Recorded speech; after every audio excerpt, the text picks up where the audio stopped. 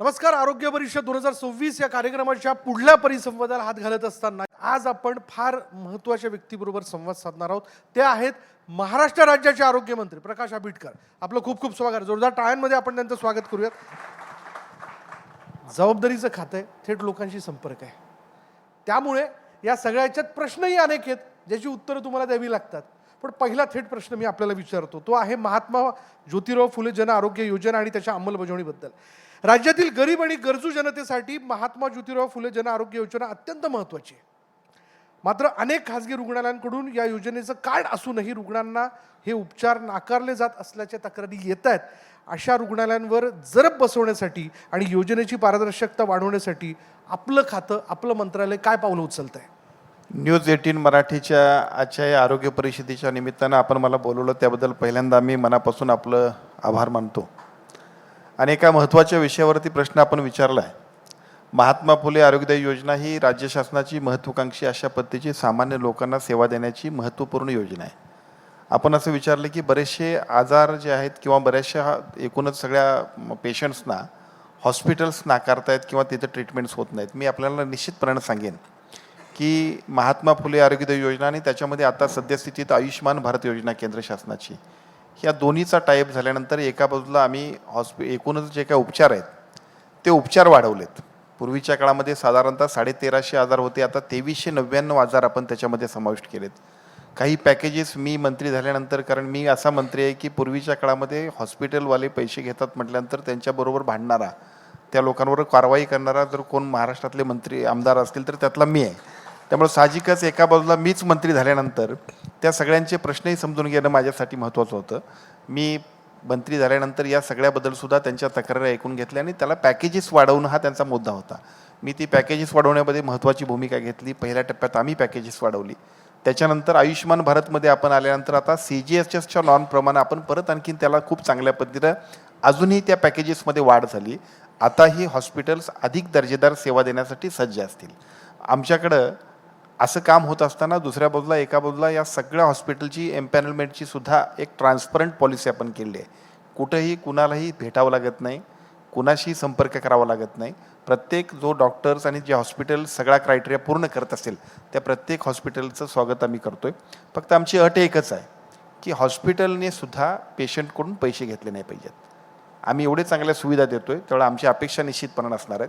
ही योजना राज्यातल्या सामान्य नागरिकांच्यासाठी महत्त्वाची आणि महत्त्वपूर्ण अशा पद्धतीची दर्जेदार आरोग्याच्या सुविधा देण्यासाठी असल्यामुळं साहजिकच आम्ही त्या सगळ्या गोष्टींची सुद्धा काम करतो आहे.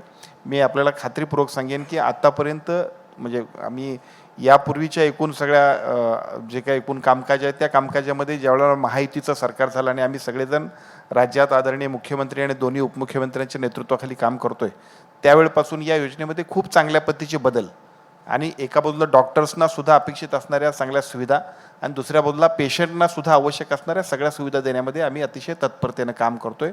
दुर्दैवानं याच्यामध्ये काही चुकीचं काम कोण करत असतील तर तात्काळ त्याच्यावरती सुद्धा आम्ही कठोर कारवाई करतो आहे, ब्लॅकलिस्टेड करतो आहे, FIR दाखल करतो आहे की ज्याच्यामुळं अशा काही चुकीच्या गोष्टी करण्यामध्ये कुठलाही माणूस पुढे जात नाही. म्हणजे थोडक्यात या सगळ्याच्या सांगणं देखील आहे तुमचं आणि जर काही हॉस्पिटल असं करत असतील तर त्यांना इशारा देखील आहे तुमचा. निश्चित मुद्दाच असा आहे की या योजनाच आपण ज्या वेळेला देतोय त्यावेळेला राज्य शासनाची आणि केंद्र शासनाची अपेक्षाच इतकी आहे की राज्यातल्या सर्व नागरिकांना माफक आणि दर्जेदार अशा पद्धतीच्या सुविधा या सगळ्या योग्य पद्धतीने द्यायच्या आहेत. तर अशा वेळेला आमच्या सगळ्यांकडूनही चूक होऊ नये, कारण बऱ्याच वेळा हॉस्पिटलची अशी तक्रार असायची की बऱ्याच वेळा त्याचे पैसे वेळेवर यायचे नाहीत.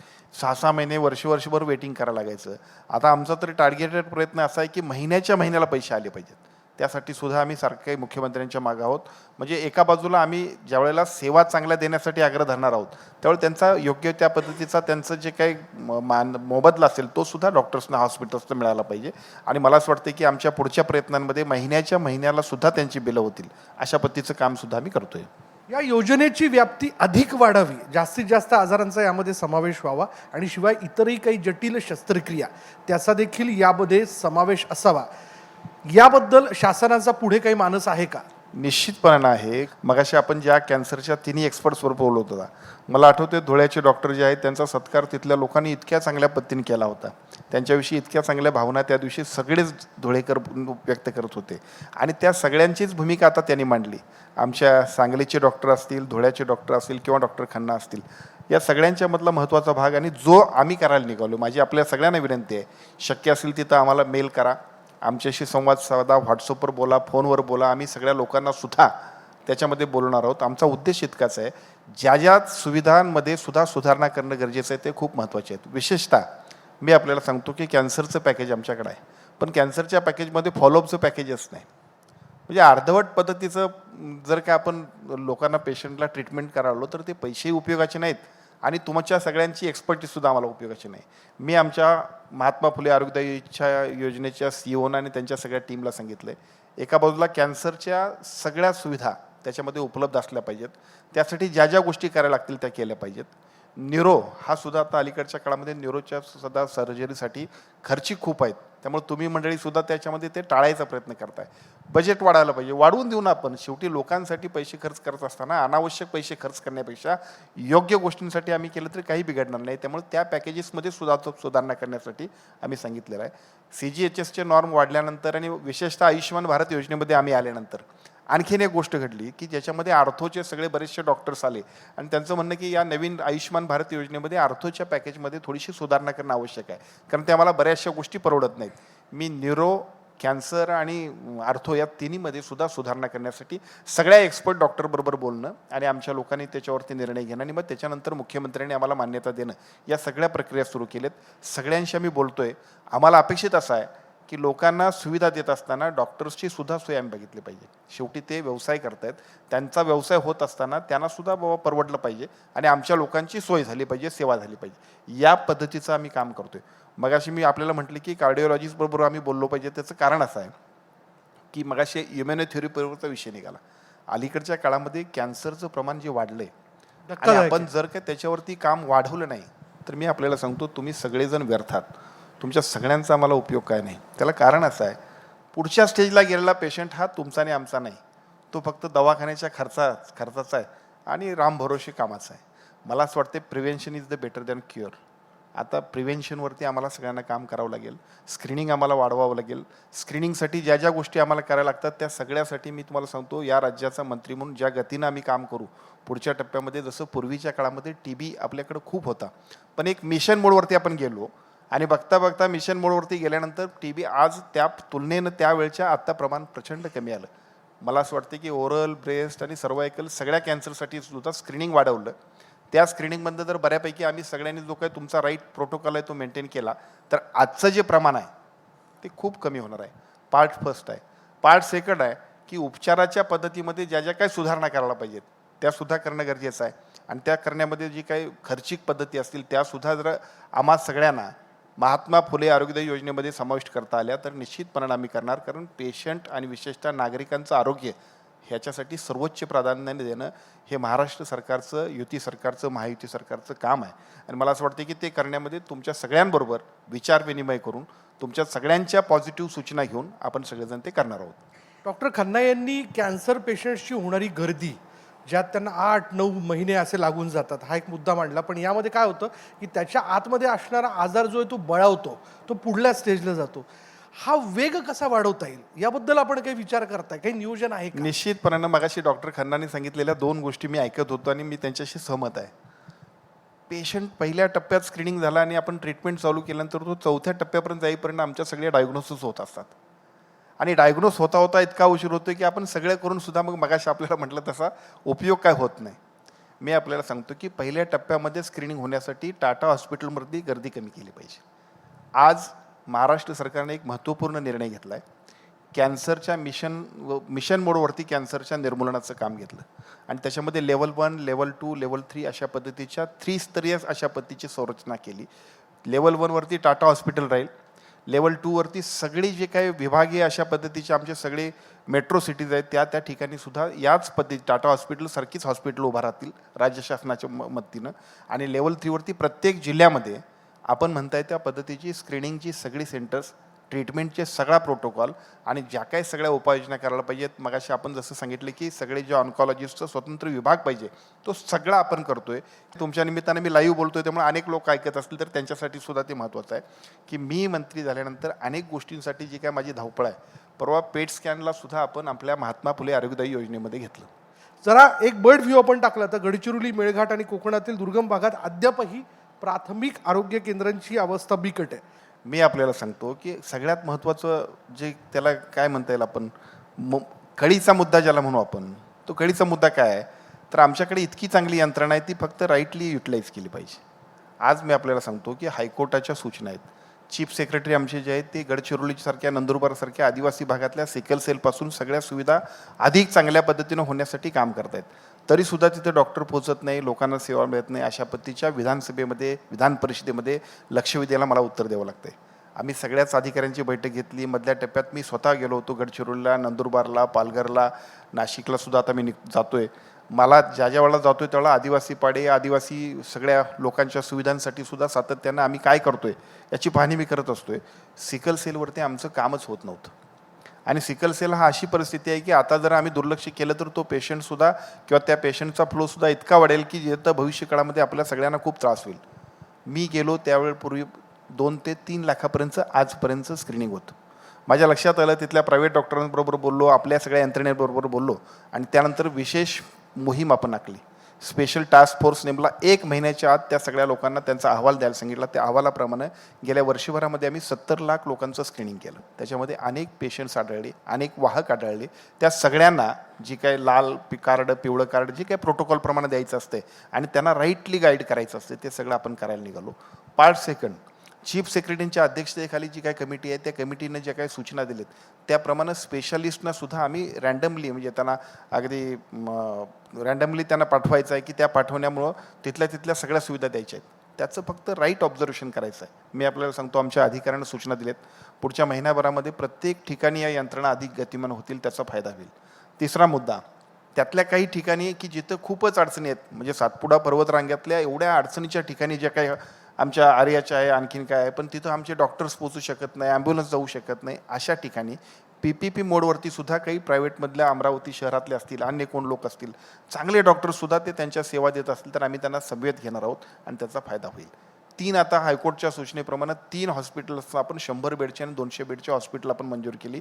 350 कोटी रुपयाची तरतूद केली. त्याची कालच्याच बजेटमध्ये आपण तरतूद केली आणि त्याच्याहीपेक्षा ज्याचा विशेष उल्लेख आपण केला की आपण ग्रामीण भागातल्या वैद्यकीय सुविधाला वाढवण्यासाठी काय करतो. सगळ्यात मोठी तक्रार काय होती, दवाखान्यात डॉक्टर्स नाही. आता दवाखान्यात डॉक्टर का नाही, all the doctors are here. हे खूप मोठी मोठी माणसं आहेत, पण आमच्याकडे अशी अवस्था आहे, आमच्या त्या वाड्याखेड्यात तुमच्यातली माणसंच नाहीत. पण आता परिस्थिती बदलली. देशाचे पंतप्रधान मोदीजींचा आभार मानायला पाहिजेत. मेडिकल कॉलेजेस खूप वाढलेत. दरवर्षी आता इतकी मुलं चांगल्या पद्धतीने येत आहेत. माझ्या कालच्या भरतीमध्ये 9,000 9,500 मुलं आलीत. 1400 लोकांना पहिल्या त्यातलं आम्ही आता उद्या मुख्यमंत्री आणि दोन्ही उपमुख्यमंत्र्यांच्या हस्ते त्या सगळ्यांना आम्ही त्याचे नियुक्तीपत्र देतोय. ही सगळी 1400 मुलं सगळ्या वाड्याखेड्यात जातील, त्या सगळ्या ठिकाणी चांगल्या पद्धतीच्या सेवा करतील. त्यामुळे मला असं वाटतं की सार्वजनिक आरोग्य विभागाच्या वतीनं एका बाजूला आदिवासी भागातली, दुसऱ्या बाजूला ग्रामीण भागातले आणि तिसऱ्या बाजूला सामान्य सर्व नागरिकांच्यासाठी सुद्धा ज्या ज्या सुविधा द्यायला लागतील, जे जे निर्णय घ्यायला लागतील त्यासाठी महायुतीचं सरकार कटिबद्ध आहे.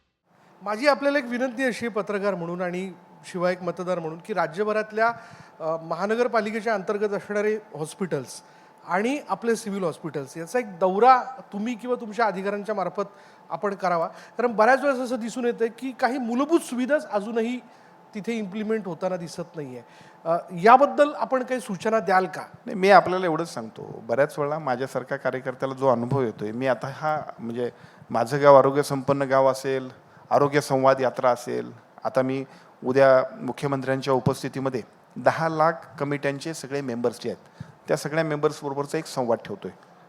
आमच्याकडे असणारं उपकेंद्र, आमच्याकडे असणारी गाव लेवलची आरोग्य समिती, त्याच्यानंतर असणारं जिल्हा रुग्णालय, त्याच्यानंतर असणारं ग्रामीण रुग्णालय, शहरी भागात असणारी आमची उपकेंद्र, त्याच्यानंतर तिथं असणाऱ्या सगळ्या वेगवेगळ्या पद्धतीचे हॉस्पिटल्स, इथं आमची शासकीय एकूण यंत्रणेबरोबर लोकसहभागातली कमिटी असते. त्या कमिटीने जर राईटली मॉनिटरिंग केलं तर बघता बघता आमच्या सेवा इतक्या चांगल्या पद्धतीने देता येतील. कारण बऱ्याच वेळा असं होत असते, हे सगळे बसलेले प्रायव्हेट डॉक्टर्स आहेत, ते आपला दवाखाना जीव ओतून त्याचा चांगला चालवण्यासाठी प्रयत्न करतात. आमच्याकडे मात्र असं होतं की एखादी गोष्ट घ्यायची असेल तर परमिशनसाठीच वर्ष जाते, त्यामुळे त्याचा रिझल्ट मिळत नाही. या सगळ्या गोष्टींसाठी फॉलोअपला लोकसहभाग महत्त्वाचा आहे. लोकसहभागाशिवाय कुठलीही गोष्ट यशस्वी होत नाही. त्यामुळं 10 लाख गेल्या बरेच वर्षांनी आज न झालेल्या 10 लाख समितीच्या सदस्यांबरोबर मुख्यमंत्री आणि दोन्ही उपमुख्यमंत्री डायलॉग करतील आणि त्याच्यानंतर त्या सगळ्यांबरोबर मी स्वतः संवाद करेन. एका बाजूला आरोग्य विभागाची यंत्रणा, दुसऱ्या बाजूला सगळे लोकप्रतिनिधी, बघता बघता कुठलीही योजना थांबणार नाही, कुठलंही मशीन बंद पडणार नाही. डॉक्टर मस्ट बी वेळेवर आलाच पाहिजे, त्यानं राईटली ट्रीटमेंट दिलीच पाहिजे, गोळ्या औषधं अजिबात कुठं कमी पडणार नाहीत. या सगळ्याचं मॉनिटरिंग आम्ही सगळेजण करतोय. मला खात्री आहे की आपण सगळेजण एकसंघपणाने काम करायला लागलो की कुठलीच गोष्ट अशक्य नाही. पण वेळेचं टार्गेट काय ठेवता? 1 महिना, 2 महिना, 3 महिना, 4 महिना? नाही, वेळेचं नाही, ही ऑनगोईंग प्रोसेस आहे. आम्ही जी आता शिस्त लावू त्या शिस्तीतनं आम्ही जे नियम करू ते सातत्यानं पुढे चालू राहिले पाहिजेत. बरं, हे केवळ एक आरंभशूर काम नाही त्या आहे, क्षणापासून हे ते जबाबदारीचं लागू काम आहे. या जबाबदारीच्या कामातनं आपण सगळ्यांनी काही चांगल्या सेवा करण्याची जी जबाबदारी आहे ती आम्ही करणार आहोत. बरं.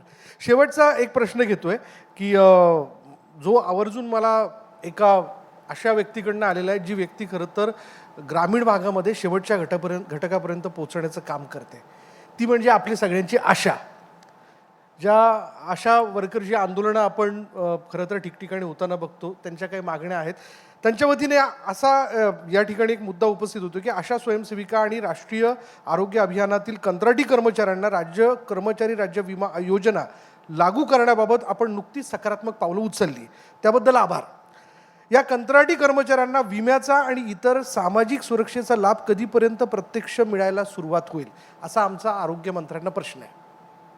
नाही, मी आपल्याला सांगतो, राज्याचा आरोग्यमंत्री म्हणून ज्यावेळेला मी जबाबदारी स्वीकारली त्यावेळेला एका गोष्टीची जबाबदारी आहे की दर्जेदार सेवा लोकांना देणं ही माझी प्राथमिकता आहे. पण त्याचबरोबर या दर्जेदार सेवा देण्यासाठी जे जे लोक काम करतात ते सगळे आमचे कर्मचारी त्यांच्या सुरक्षेच्यासाठी, त्यांच्या भविष्यासाठी, त्यांच्या उत्कर्षासाठी सुद्धा काम करणं ही आमची जबाबदारी आहे. आणि त्यातलाच एक भाग आहे की आशा स्वयंसेविका असतील, NHMचे कर्मचारी असतील, याबरोबर कंत्राटी कर्मचाऱ्यांबरोबर आता आमच्याकडे जे काय त्याला आपण कंत्राटी कर्मचारी नाही म्हणता येणार त्याला, ज्याकडे आमच्याकडे काही एजन्सीज आहेत त्या एजन्सीकडे काम करणारे जे लोक असतील तर त्या सगळ्या लोकांना सुद्धा ESICच्या सुविधा देण्यामध्ये आम्ही सगळेजण काम करतोय. कारण पुढच्या टप्प्यामध्ये इतक्या लोकांना मी ESICमध्ये घेणार आहे की महाराष्ट्रातल्या महात्मा फुले आरोग्य योजनेचं महत्त्व कमी होईल आणि ESICचं महत्त्व वाढेल. एवढं सामर्थ्य त्या योजनेमध्ये आहे. सगळ्या एक्सपर्ट डॉक्टर्सनी आमच्या या योजनेमध्ये समाविष्ट व्हावं अशी सुद्धा मी त्या निमित्तानं मी आवाहन करेन. आपले खूप खूप धन्यवाद. फार वेगवेगळ्या मुद्द्यांना घेऊन तुम्ही अगदी वेगानं उत्तरं दिली. सगळ्यांसाठी तुम्ही सज्ज आहात. आमच्याकडनंही आम्ही तुम्हाला शुभेच्छा व्यक्त करतो. धन्यवाद. जोरदार टाळ्या मंडळी. थँक्यू. मी विनंती करेल की आपण व्यासपीठावरतीच थांबावं. तर न्यूज 18 मराठी प्रस्तुत आरोग्य परिषद 2026 या कार्यक्रमाच्या माध्यमातून आज वेगवेगळ्या विषयांना आपण स्पर्श केला, त्याबद्दलचं मंथन केलं आणि अर्थात आजच्या या कार्यक्रमात जी मंडळी आपल्यामध्ये आवर्जून सहभागी झाली त्या सगळ्या मंडळींचा आपण सन्मानपत्र देऊन सन्मान करणार आहोत. राज्याचे आरोग्यमंत्री प्रकाश आंबेडकर आपल्याबरोबर या ठिकाणी उपस्थित आहेत. चला, सगळ्यात सुरुवातीला मी या ठिकाणी आमंत्रित करतोय प्रमुख वैद्यकीय तज्ज्ञ डॉक्टर रवींद्र झोरे यांना की आपण व्यासपीठावरती यायचं आहे. रवींद्र झोरे स्वतः एका हॉस्पिटलमध्ये ICUची जबाबदारी सांभाळतात. पुढे मी आमंत्रित करतोय पाठोपाठ झायनोवा शाल्बी मल्टीस्पेशालिटी हॉस्पिटल्सचे कार्डिओलॉजिस्ट डॉक्टर अभिलाष मिश्रा यांनी देखील एक कार्डिओलॉजिस्ट म्हणून कोणते नवीन उपचार आणि तंत्र विकसित केलं जातं ज्याचा रुग्णांना कशा प्रकारे फायदा होऊ शकतो. मी विनंती करेल की आपण त्यांना सन्मानपत्र देऊन त्यांचे आभार मानावेत. पुढे मी आमंत्रित करतोय झायनोवा शाल्बी मल्टी स्पेशालिटी हॉस्पिटलचे joint replacement surgeon doctor Shri Sanat Rao यांना. यांनी देखील जॉईंट रिप्लेसमेंटमध्ये कोणतं तंत्र विकसित झालेलं आहे या संदर्भातली प्रॅक्टिस ते यशस्वीपणे करताना दिसत आहेत. आपले देखील आभार. पुढे मी आमंत्रित करतोय पॅरालिसिस अँड न्यूरो रिहॅब सेंटरचे संचालक डॉक्टर राजेंद्र कडनर. डॉक्टर राजेंद्र कडनर अर्धांगवायू या विषयाला घेऊन सगळ्या रुग्णांसाठी काम करतात. पुढे मी आमंत्रित करतोय मंगलम इंजिनिअरिंग टेक्नॉलॉजीज प्रायव्हेट लिमिटेडचे व्यवस्थापकीय संचालक दत्तात्रय श्रीपती माळी यांना. डॉक्टरांच्या गरजा एक हॉस्पिटल उभारत असताना कशा पद्धतीच्या असतात या विषयाला घेऊन त्यांची स्पेशालिटी आणि त्या दृष्टीने ते काम करत असतात. पुढे मी या ठिकाणी आमंत्रित करतो डॉक्टर जोशीज कॅन्सर सेंटर मिरजचे डॉक्टर रवींद्र माजू जोशी यांना, ज्यांनी कॅन्सर या विषयाला घेऊन आपल्याला सगळ्यांना या ठिकाणी मार्गदर्शन केलं. यानंतर मी आमंत्रित करतोय श्री स्वामी समर्थ हॉस्पिटलचे संचालक डॉक्टर श्रीपाद जोशी यांना. आपण देखील व्यासपीठावरती यावं. यांनी देखील नी रिप्लेसमेंट असेल, जॉईंट रिप्लेसमेंट असतील, त्याच्यामध्ये असणाऱ्या वेगवेगळ्या तंत्रांना घेऊन त्यांनी आपलं एक प्रेझेंटेशन या ठिकाणी दिलं. पुढे मी व्यासपीठावरती आमंत्रित करतोय जळगावमधील चांडक कॅन्सर हॉस्पिटलचे डॉक्टर निलेश चांडक यांना. त्यांनी देखील महत्त्वाच्या सूचना कॅन्सर या विषयाला घेऊन मांडल्या आणि उपचार पद्धती काय विकसित होत आहेत, त्यांचं कशा पद्धतीने काउन्सिलिंग केलं पाहिजे या विषयाला घेऊन त्यांनी आज आपल्या कॅन्सरवरील उपचार आणि या सगळ्या विषयाला घेऊन भाष्य केलं. पुढे अर्थात मी आमंत्रित करतोय झायनोवा शाल्बी मल्टी स्पेशालिटी हॉस्पिटलचे oncology surgeon doctor Deepak Khanna यांना. आणि पुढे मी आमंत्रित करतोय झायनोवा शाल्बी मल्टी स्पेशालिटी हॉस्पिटलचे chief operating officer Reny Varghese यांना, की आपण देखील व्यासपीठावरती यावं. झायनोवा शाल्बी मल्टी स्पेशालिटी हॉस्पिटलचे chief operating officer Reny Varghese. आणि यानंतर सगळ्या मंडळींना मी विनंती करतो जे आजच्या आपल्या परिसंवादात कार्यक्रमात प्रेझेंटेशनमध्ये सहभागी झाले होते त्यांना, की त्यांनी आपल्या सन्मानपत्रासह स्टेजवरती यावं. आरोग्यमंत्र्यांबरोबर एक फोटो ऑपॉर्च्युनिटी प्लीज. जोरदार टाळ्यांमध्ये या सगळ्यांचं अभिनंदन. आजची ही आरोग्य परिषद 2026 यशस्वी करत असताना या सगळ्याच मंडळींचा एक फार मोठा हातभार आपला या ठिकाणी लागलेला आहे. न्यूज 18 मराठी आणि झायनोवा शाल्बी मल्टी स्पेशालिटी हॉस्पिटल प्रस्तुत आरोग्य परिषद 2026 powered by Reliance industries limited, associate sponsor Mangalam engineering technologies private limited. आजच्या या कार्यक्रमाच्या माध्यमातून आज आपण आरोग्याशी संबंधित वेगवेगळ्या विषयांना स्पर्श केला, त्यावरचं मंथन केलं आणि यातनं एक निश्चितपणे कळालं की निरोगी आरोग्य हेच खरं तर जीवन जगण्याकरता एक सुखी आणि उत्तम मंत्र आहे. त्याबद्दलचं मंथन करत असताना आपण वेगवेगळ्या बाजू जाणून घेतल्या आणि यापुढेही हा संवाद या विषयाच्या संदर्भातला असाच सुरू राहील.